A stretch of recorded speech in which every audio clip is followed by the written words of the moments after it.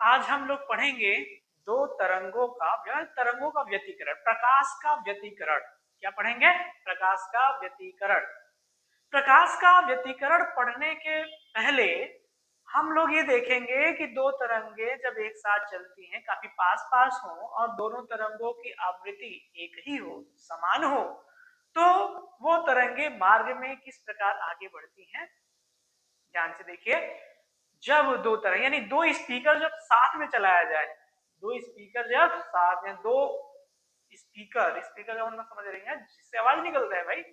दो स्पीकर जब साथ चलाया जाए तो होता क्या है, कभी कभी उसकी आवाज काफी दूर स्थित रहे तो कभी कभी उसकी आवाज धीमा हो जाती है, कभी कभी उसकी आवाज तेज हो जाती है। समझ में आ रहा है कि नहीं आ रहा है? जब दो स्पीकर एक साथ चलाया जाए तो आप लोग गौर किए होंगे कि काफी दूरी पर रहने वाले व्यक्ति के पास आवाज, उसकी आवाज कभी कभी ज्यादा तेज हो जाती है और कभी कभी ज्यादा कम हो जाती है। ठीक है, तो कहने का मतलब हम प्रकाश का अध्यारोपण पढ़ेंगे कि प्रकाश का अध्यारोपण, तरंग का अध्यारोपण आखिर होता क्या है। जब दो तरंगे कम दूरी पर हो, जब एक साथ चले तो तरंगों का अध्यारोपण होता है, यानी एक तरंग दूसरे तरंग के ऊपर चढ़ता है। तो कहीं कहीं उस तरंग के लिए जो तीव्रता होता है कहीं ज्यादा होता है और कहीं पर तीव्रता काफी कम होता है। तो जहां पर तीव्रता ज्यादा होता है और जहां पर तीव्रता कम होता है, यानी जहां पर तीव्रता ज्यादा होगा उसे बोलेंगे समकोशी, और जहां पर तीव्रता कम होगा उन्हें बोलेंगे विनाशी। ठीक है, तो कहने का मतलब हम व्यतिकरण पढ़ने से पहले हम तरंगों का अध्यारोपण पढ़ेंगे और देखेंगे कि तरंगों का अध्यारोपण जब होता है तो हमें कौन सी नई तरंगे मिलती हैं, किस प्रकार की नई तरंगे मिलती हैं, उस नई तरंगों का आयाम क्या होगा, उस नए तरंगों का कला क्या होगा, ये हम आगे पढ़ेंगे। लेकिन शर्त यह है कि दोनों तरंगों की आवृत्ति बराबर होनी चाहिए, तभी व्यतिकरण होगा, अन्यथा व्यतिकरण पॉसिबल नहीं है। जब दो तरंगे जिनकी आवृत्ति एक समान हो तो उनका अध्यारोपण इस प्रकार होता है। किस प्रकार होता है, ध्यान से देखिए। मान लेते हैं एक तरंग है, ये y1 है। एक तरंग क्या है, y1। यहां से करो ताकि काफी तक क्लास 12। एक तरंग है y1, दिखाई दे रहा है कि नहीं दिखाई दे रहा है? y1 बराबर a1 sin omega t minus kx। a1 sin omega t minus kx है। y1 is equal to a1 sin omega t minus kx। यानी एक तरंग है जिसका आयाम a1 है और जो एंगल, हर समय एंगल कितना बना रहा है, ओमेगा टी माइनस के एक्स। ओमेगा टी माइनस के एक्स का मतलब हमने किसी क्षण देखा तो ये के एक्स एंगल बना चुका था और के एक्स के बाद एंगल बन रहा है, यानी के एक्स एंगल बना चुका था, तो वहां से स्टार्ट करें तो हम ओमेगा टी में से के एक्स को घटा देंगे। तो a1 y1 बराबर a1 sin omega T minus के एक्स। कॉमन पहला जो तरंग है उसका समीकरण क्या है, y1 is equal to a1 sin omega T minus x kx। किसी को याद आया kx क्या है, पथांतर है। और y2 क्या है, y2 बराबर a2 sin omega t minus kx। भाई दो तरंगे हैं तो दोनों तरंगों के बीच कला अंतर तो होगा ही होगा। जैसे दो तरंगे हैं एक साथ तो स्टार्ट नहीं होंगी, यदि एक साथ स्टार्ट होंगी तो कला अंतर जीरो होगा, दोनों के बीच जो एंगल होगा वो जीरो होगा। अगर एक साथ स्टार्ट नहीं हो रही है तो इसका मतलब दोनों तरंगों के बीच कलांतर है। अब यदि दोनों तरंगों के बीच कलांतर दिखाई है तो एक तरंग का समीकरण होगा इतना, दूसरे तरंग का समीकरण कितना हो जाएगा, पाई हो जाएगा।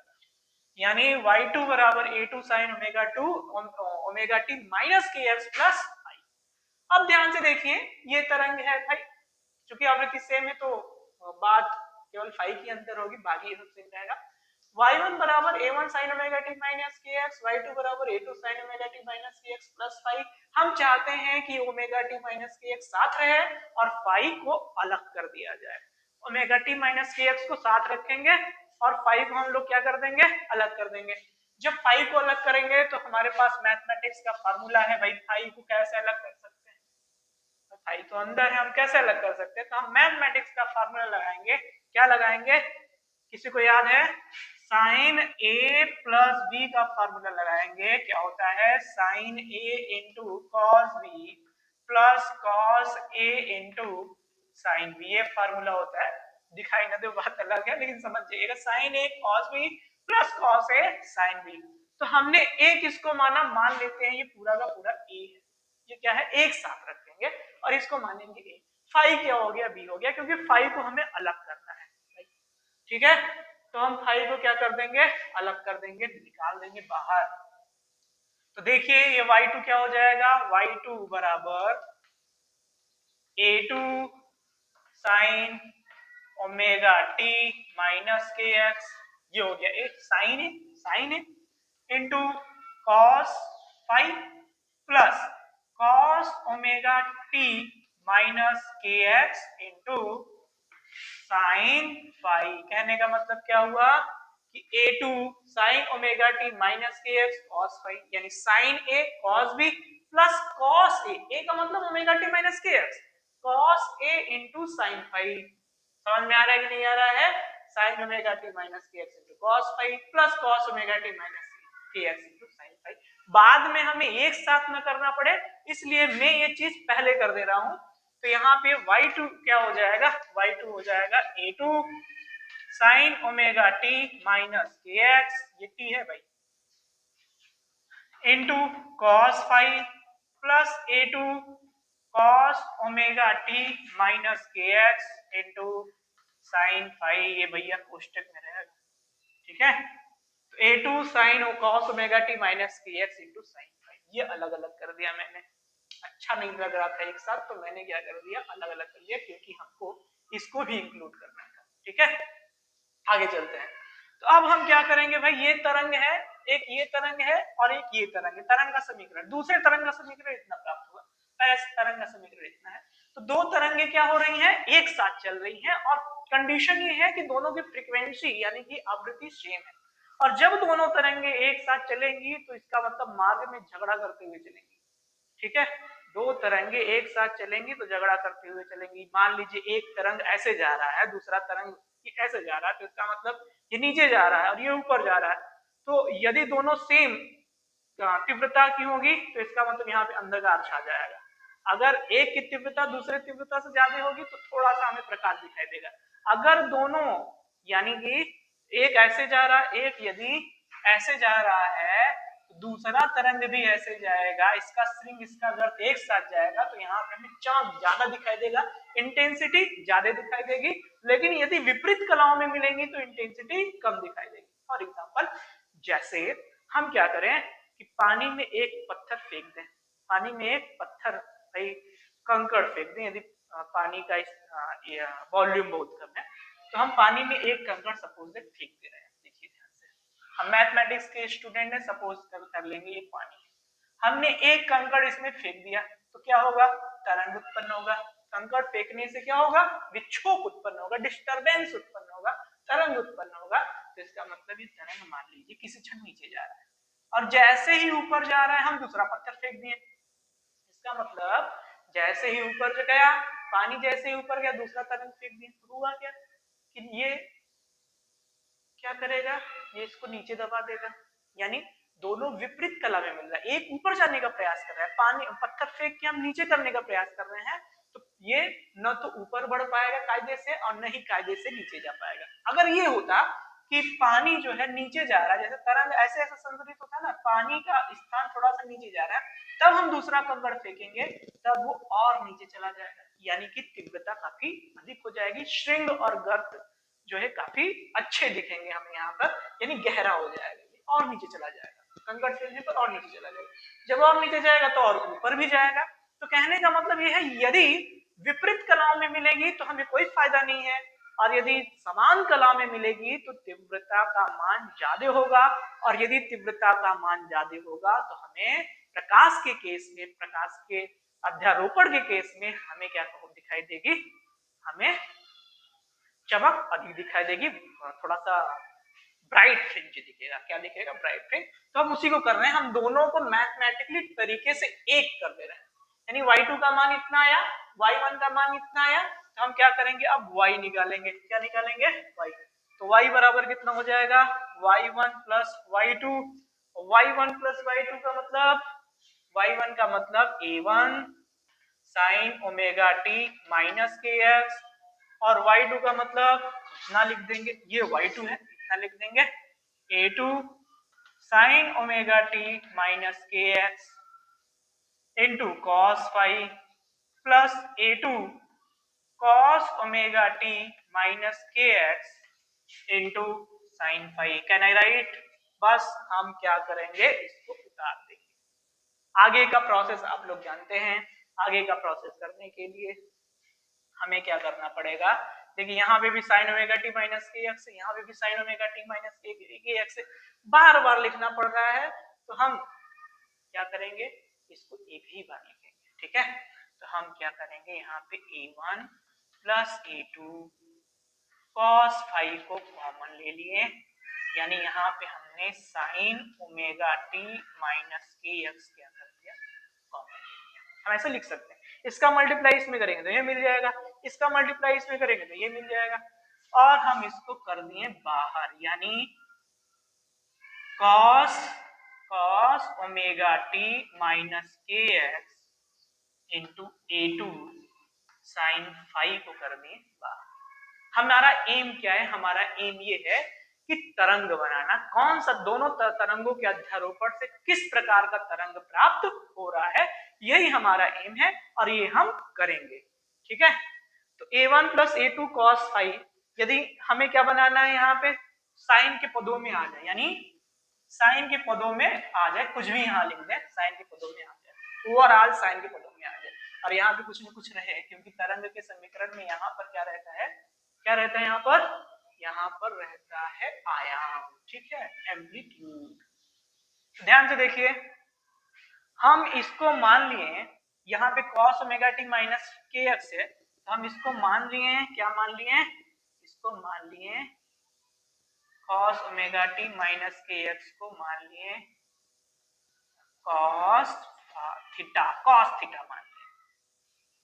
ठीक है, तो हमने इसको मान लिया cos थीटा, तो cos theta into sine omega T minus के एक्स, और हम इसको क्या मान लेंगे, plus cos omega T minus के एक्स इंटू इसको क्या मान लेंगे, इसको मान लेंगे साइन थीटा। दिमाग में आ रहा होगा, दिखाई दे रहा है, नहीं दिखाई दे रहा है, कहां तक दिखाई दे रहा है? अच्छा, चलिए हम फिर से कर दे रहे हैं।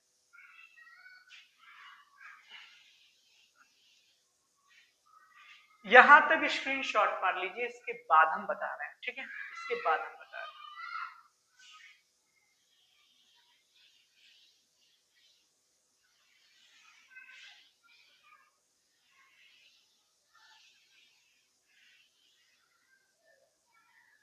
तो यहां पर हमने माना, क्योंकि हमें बनाना, मेरा एम क्या है कि साइन के पदों में आ जाए, तो हम मानेंगे a1 plus a2 cos five को मान लेंगे हम cos थीटा, और क्या मानेंगे, a2 साइन फाइव को मान लेंगे हम साइन थीटा। अब दिमाग में आ रहा होगा, हम ऐसे ही मान लेंगे कुछ न कुछ, मतलब मानेंगे cos थीटा के बराबर है, साइन थीटा के बराबर है, लेकिन हमारा कंडीशन ये है कि हम ऐसे तो मान नहीं सकते हैं, तो जबरदस्ती माने हैं, तो इसका मतलब इसको नियम का पालन भी कराएंगे।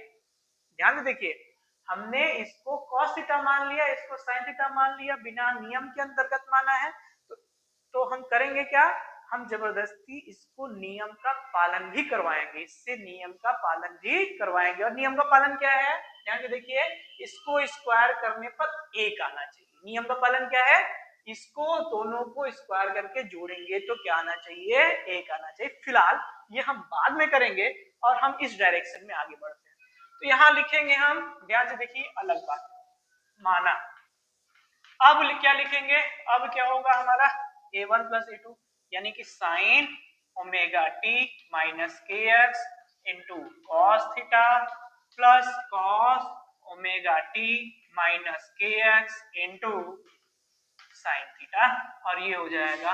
हम यदि देखिए यहाँ a नहीं है, यहाँ पर a नहीं है, हम चाहते थे कि आगे a हो जाए, तो इसलिए हम क्या मानेंगे, यहाँ पे r cos थीटा मानेंगे, यहाँ पे मानेंगे r sin थीटा, यहाँ पे भी r हो जाएगा और यहाँ पे भी r हो जाएगा। तो हम r कॉमन लेकर r कॉमन लेंगे तो क्या होगा, sin omega t minus kx into cos theta plus cos omega T minus के एक्स इंटू साइन थीटा। जब भी ऐसा केस रहे तो हम लिख सकते हैं r sine omega T minus के एक्स प्लस, ठीक है, sine omega t k x my plus theta, r sine omega T minus के एक्स प्लस थीटा, जहां आर क्या है, इस तरंग का जो मुझे प्राप्त हुआ है तरंग, उस तरंग का आयाम है, और ओमेगा टी माइनस के एक्स और थीटा क्या है, थीटा है हमारा कलांतर, कि कितना कला का अंतर है। ठीक है, अब आगे बढ़ते हैं, ध्यान से देखिए, इसको नोट कर लीजिएगा, इसको इरेज कर देंगे। देखिए ध्यान से, जो हम यहाँ पर माने थे, क्योंकि हमें r का मान ऐसा चाहिए कि इस नियम का पालन करे, किस नियम का पालन करे, कि दोनों को जोड़ दे तो हमारा 1 आना चाहिए। हम क्या करेंगे, दोनों का स्क्वायर करके जोड़ देंगे, यहाँ समीकरण 1 रखिए, दोनों को स्क्वायर करके जोड़ देंगे, यानी यहाँ पे r cos थीटा का स्क्वायर करेंगे, और किसका स्क्वायर करेंगे, r sin थीटा का स्क्वायर करेंगे, और जब स्क्वायर करके हम जोड़ देंगे तो मेरे को मिलेगा क्या, a1 plus a2 cos phi, और यहाँ का स्क्वायर, अब प्लस a2 sin फाई का स्क्वायर। बोले यार समझ में इतना दिक्कत तो नहीं होना चाहिए, हम स्क्वायर कर दिए, स्क्वायर करके जोड़ दिए, ठीक है। तो कहां तक दिखेगा आपको, अच्छा अब स्क्वायर करके जोड़ेंगे, एक मिनट और हो जाएगा, a1 square plus a2 square cos square five plus 2a1 a2 cos five plus plus plus plus a2 square sine square five, ठीक है। अब ध्यान से देखिए, a2 square cos square five और a2 square sine square five दोनों को एक साथ लाएंगे, क्या लाएंगे, दोनों को हम एक साथ लाएंगे। तो जब दोनों को एक साथ लाएंगे तो क्या हो जाएगा हमारा, तो एक साथ लाएंगे तो दिखाई तो नहीं देगा, हम थोड़ा सा इसके आगे हम ऊपर कर रहे हैं, ऊपर वाले एज कर रहे हैं, ठीक है।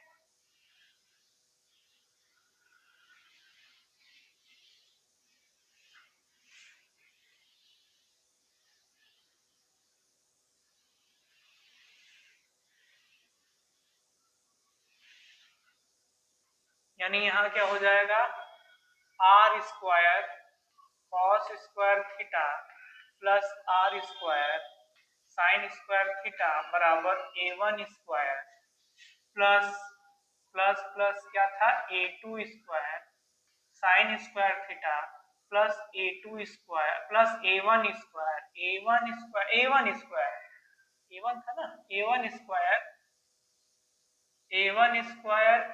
Plus a1 square sine square a2 square था, a2 स्क्वायर था यहाँ पे a2 स्क्वायर, और प्लस प्लस प्लस प्लस क्या था कि a2 square cos square theta plus a2 square cos square theta, और प्लस क्या था, प्लस था 2a1 a2 sine theta, 2a1 a2 sine theta, अरे भैया a1 a2 cos theta, 2a1 a2 cos theta, ये था, शायद नीचे हम इरेज कर दिए, तो 2a1 a2 cos थीटा ये।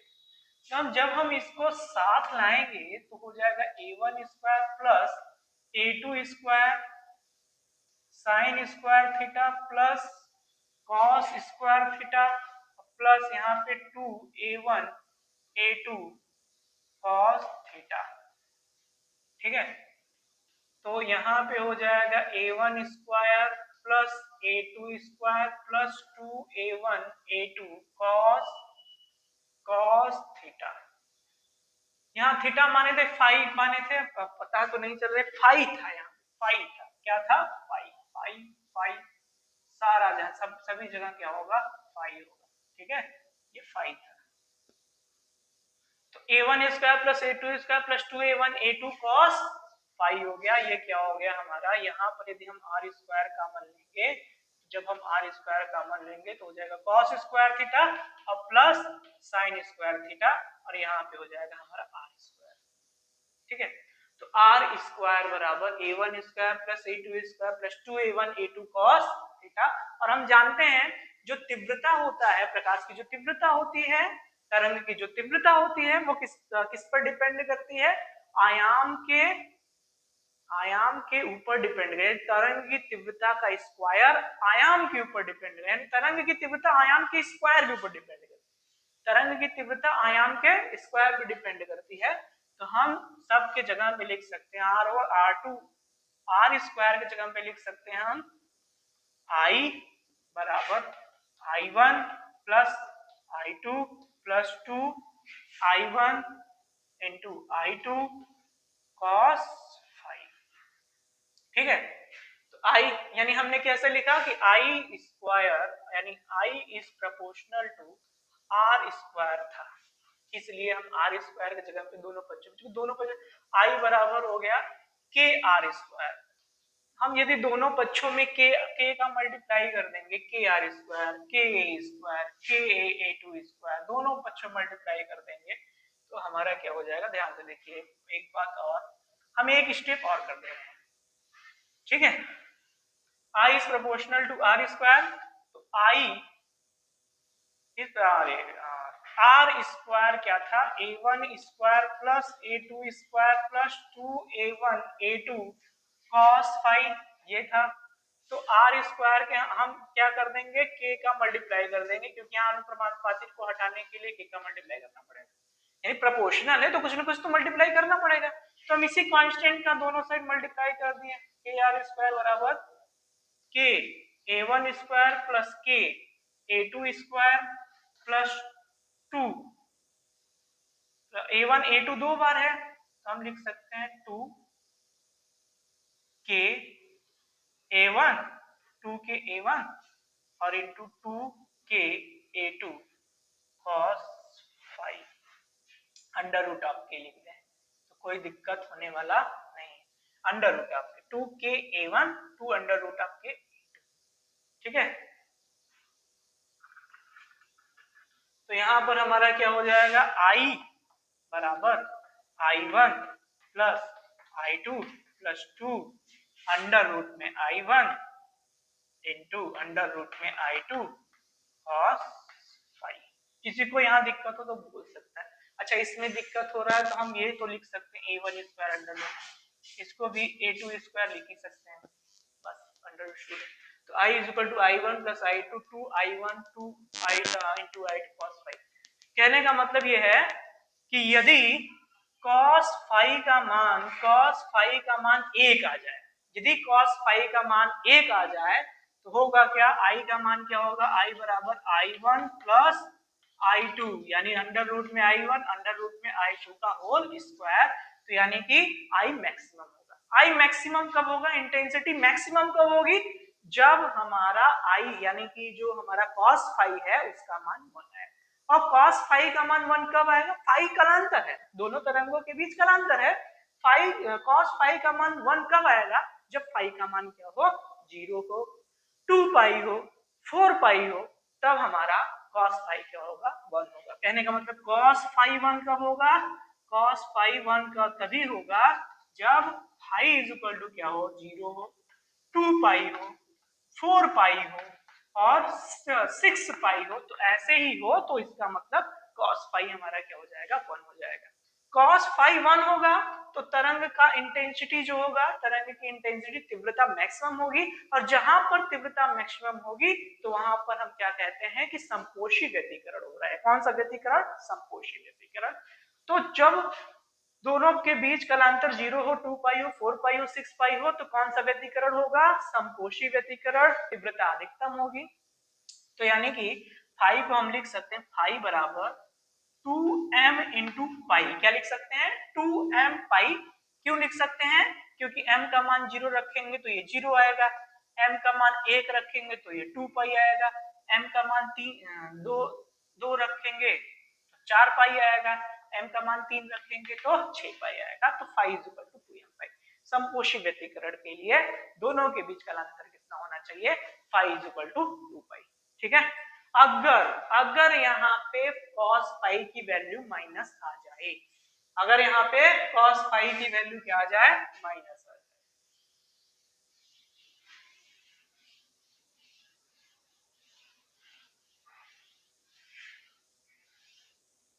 यानी कि जो हमारा आई था, वो क्या था? I1 plus I2 plus 2I1 I2 cos phi, ये अंडर रूट। तो ध्यान से देखिए, अगर यहाँ पे cos फाई की वैल्यू माइनस में आ जाए, -1 आ जाए, तो I क्या हो जाएगा? I1 माइनस I2 का होल स्क्वायर। क्यों? क्योंकि ये हो जाएगा रूट I1 का स्क्वायर, ये हो जाएगा रूट I2 का स्क्वायर, ये हो जाएगा रूट I1 इंटू I2। तो इसका मतलब रूट में I1 माइनस रूट में I2 को जब ओपन करेंगे तो क्या आ जाएगा? यहाँ पे I1 प्लस I2 माइनस, यहाँ पे हो जाएगा -2I1 I2। ठीक है।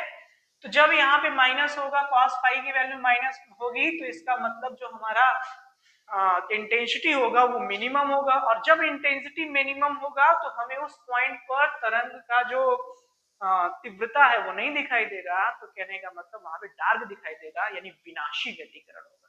यानी समपोषी व्यतिकरण और विनाशी व्यतिकरण मतलब एक तरंग ऐसे जा रहा है, मतलब ध्यान से देखिए, हम इसी के माध्यम से सब चीज बताते हैं। पहले इसके लिए क्या होना चाहिए? फाई की वैल्यू कितनी होनी चाहिए? फाई की वैल्यू होनी चाहिए पाई, फिर उसके बाद 3 पाई, फिर उसके बाद 5 पाई, फिर उसके बाद 7 पाई, इस प्रकार होनी चाहिए, तब जाके cos फाई की वैल्यू -1 होगी। ठीक है। पाई रखेंगे -1, 3 पाई रखेंगे -1, 5 पाई रखेंगे -1, यानी फाई का मान क्या हो जाएगा? 2m - 1 इंटू पाई, जहां m की वैल्यू है 1 2 3 4 एक्सेट्रा। ठीक है। तो इसके लिए हमारा क्या होगा? विनाशी व्यतिकरण। अब ध्यान से देखिए कह क्या रहा है, दो तरंगे हैं, एक तरंग है ऐसे, ये ऐसे अपना आधा चक्कर पूरा किया, ये तरंग अपना आधा चक्कर पूरा किया, फिर पूरा चक्कर क्या पूरा करेगा? ऐसे एक चक्कर पूरा कर लिया। यहां से यहां तक की डिस्टेंस कितनी है? लैम्डा। यानी एक चक्कर का डिस्टेंस कितना है? लैम्डा है। तो आधे चक्कर का डिस्टेंस होगा हमारा λ/2। ध्यान से देखिएगा, एक चक्कर का डिस्टेंस क्या है? λ/2, लैम्डा। आधे चक्कर का डिस्टेंस क्या है? λ/2। यदि कोई तरंग इस प्रकार जा रहा और यहाँ पे पड़ा, ठीक उसी क्षण दूसरा, यानी ये नीचे जाने का प्रयास है, तरंग जो है गर्द नीचे जाने का प्रयास कर रहा है, ठीक उसी क्षण दूसरा तरंग स्टार्ट हो रहा है। उसी क्षण कौन सा तरंग स्टार्ट हो रहा है? दूसरा तरंग स्टार्ट हो रहा है। और यदि दूसरा तरंग स्टार्ट हो रहा है तो इसका मतलब ये नीचे जाने का प्रयास कर रहा है, ऊपर जाने का प्रयास कर रहा है, विनाश हो जाएगा, यानी कि उसका विनाश हो जाएगा। विनाशी व्यतिकरण यहाँ पे शो करें। ठीक है। यहाँ क्या हो जाएगा? विनाशी। तो विनाशी कब होगा? जब दोनों तरंगों के बीच, यानी इसके बीच और इसके बीच λ/2 का अंतर। ठीक इसी प्रकार λ/2 का अंतर कब होगा? यहाँ पर और यहाँ पर। एक जो है नीचे जाने का प्रयास कर रहा है और दूसरा क्षण ऊपर जाने का प्रयास करेगा, तो क्या हो जाएगा? विनाश हो जाएगा। यानी विनाशी व्यतिकरण के लिए पथांतर, पथ में अंतर, दोनों तरंगों के बीच जो पथ में अंतर है वो कितने का होना चाहिए? λ/2 का होना चाहिए। और दोनों तरंगों के बीच λ/2 है, तो इसका मतलब जाहिर सी बात है ये अपना अपना कौन सा चक्कर? आधा चक्कर पूरा करेगा, और जब आधा चक्कर पूरा करेगा तो कितना एंगल बनाएगा? पाई। ठीक है। कितना एंगल बनाएगा? पाई। फिर उसके बाद फिर से एक चक्कर पूरा करने के बाद आधा चक्कर पूरा करे, 3 पाई। यानी एक चक्कर पूरा कर ले, फिर आधा चक्कर पूरा करे, तो कितना एंगल बनाएगा? 3 पाई। समझ में आ रहा है? नहीं, इन दोनों के बीच, यानी इन दोनों के बीच कितना एंगल बनेगा? ये अपना आधा चक्कर लगा लिया, तब ये स्टार्ट हुआ, तो इसका मतलब कितना, कितने का कालांतर है? फाई का कालांतर है। ठीक है। अगर ये पूरा चक्कर अपना एक पूरा चक्कर कर लिया, फिर ये आधा चक्कर किया, फिर दूसरा तरंग, ये वाला तरंग जो है यहां से स्टार्ट हो रहा है, तो इसका मतलब तब भी विनाशी व्यतिकरण होगा। विनाशी व्यतिकरण के लिए हमारा जो कलांतर होगा वो कितना होगा, पाई, 3 पाई, 5 पाई, 7 पाई। और पथांतर कितने का होगा, लैम्डा बाई 2 का। पथांतर कितने का होगा, लैम्डा बाई 2 का। और बिना संपोषी व्यतिकरण के लिए जो हमारा कंडीशन है वो क्या है कि तरंग जो है अपना एक चक्कर पूरा कर रहा है, ठीक उसी क्षण दूसरा तरंग भी स्टार्ट, यानी मान लीजिए दूसरा तरंग है, ये दूसरा तरंग, यहां से हम दूसरा तरंग बना रहे हैं, यानी ऐसे ये तरंग ऐसे इस प्रकार हो, ऐसे ऐसे ऐसे, यानी तरंग ये दूसरा तरंग है, ये y1 है, ये y2 है। तो कहने का मतलब जैसे जैसे ये जा रहा है वैसे वैसे ये भी जा रहा है। जरूरी नहीं है कि ये तरंग यहां से स्टार्ट, हो सकता है कि कुछ देर बाद स्टार्ट हो, लेकिन कालांतर कितने का होना चाहिए, 2 पाई का। 2 पाई का होगा। देखो ये तरंग ऐसे जा रहा है, ये भी तरंग ऐसे जा रहा है, तो इसका हेल्प कर दे रहा है, ये और आगे चला जाएगा। मतलब यहाँ पर तीव्रता बहुत ज्यादा होगी। और तीव्रता ज्यादा कब होगी, जब दोनों तरंगों के बीच, यानी एक तरंग स्टार्ट होने वाला है, एक तरंग अपना पूरा चक्कर लगाया, अब दूसरा चक्कर लगाने वाला है, उसी क्षण तरंग, दूसरा जो तरंग है वो भी दूसरा चक्कर, मतलब वो भी अपना चक्कर स्टार्ट कर रहा है लगाना। यानी दोनों के बीच जो शुरुआती पॉइंट है, यानी यहाँ पर एंड हुआ तरंग, यानी एक चक्कर पूरा करने के बाद दूसरा चक्कर पूरा करने जा रहा था, ठीक उसी क्षण यहीं से दूसरा तरंग स्टार्ट हो गया। तो हम क्या करेंगे, कहेंगे कि ये तरंग जो है, ये वाला तरंग इसका मदद कर रहा है आगे जाने में। यहाँ से हो सकता है कि तरंग जो है हमारा यहाँ से स्टार्ट न हो, हमारा तरंग यहाँ से स्टार्ट हो, यहाँ से स्टार्ट हो। तो दोनों के बीच का पथांतर कितना होना चाहिए, लेम्डा का। तो लेम्डा का पथांतर होगा तो इसका मतलब एंगल का कलांतर कितना होगा, ये एक चक्कर पूरा करने में 2 पाई एंगल घूम रहा है, तो 2 पाई का कलांतर होना चाहिए। या तो कलांतर हो ही ना, तो या तो कलांतर हो तो 2 पाई का कलांतर हो, मतलब एक तरंग अपना पूरा चक्कर कर ले तब दूसरा तरंग जो है शुरुआती हो। तो कहने का मतलब यह है कि कलांतर कितने का होना चाहिए, कलांतर होना चाहिए 2 पाई, मतलब संपोषी व्यतिकरण के लिए 0, 2 पाई, 4 पाई। विनाशी व्यतिकरण के लिए क्या होना चाहिए, पाई, 3 पाई, 5 पाई विनाशी व्यतिकरण। विनाशी व्यतिकरण के लिए पथांतर कितना होना चाहिए, लैम्डा बाई 2 का। संपोषी व्यतिकरण के लिए पथांतर कितना होना चाहिए, लैम्डा का। समझ में आया? चलिए बात नेक्स्ट वीडियो में मिलते हैं।